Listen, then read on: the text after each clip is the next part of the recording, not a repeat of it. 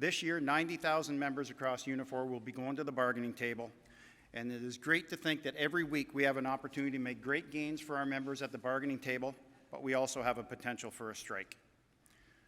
Currently, we have 2 strikes going on.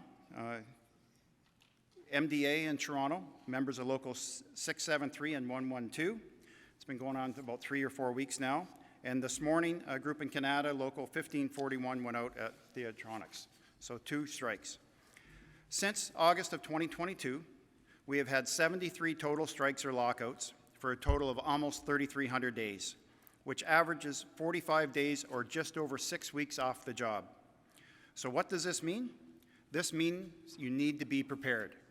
Showing up is what matters, and the membership here in the Prairies always do so to each other. So I congratulate you for your solidarity across the provinces, because whenever there's a need, you always show up. Thank you for that.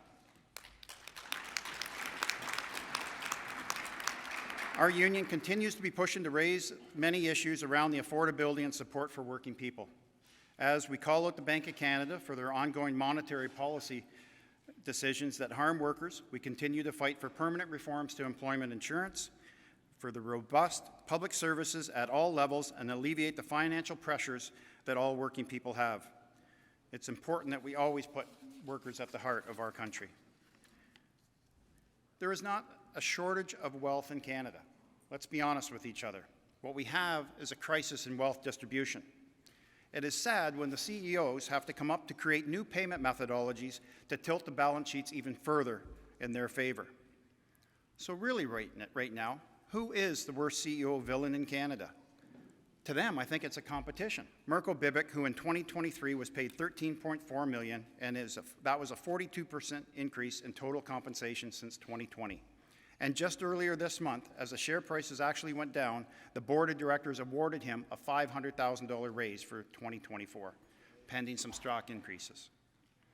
So I highlight this, not just to piss us all off, but to clearly show how the balance of wealth in Canada and across the world just doesn't add up.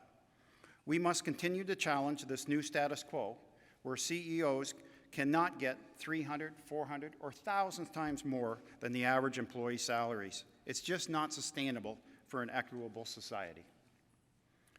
Talk a little bit more about BCE. We have 19,000 members across Canada, including our members right here in Saskatchewan. Chris Santos has been keeping Rock and I updated on some of your specific struggles. Gavin has spoken about the support required in the media and telco members.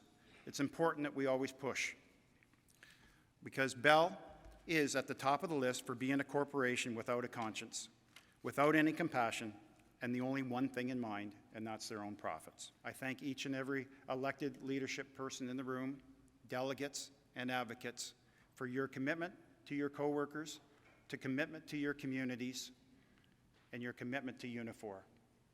Thank you very much for this opportunity.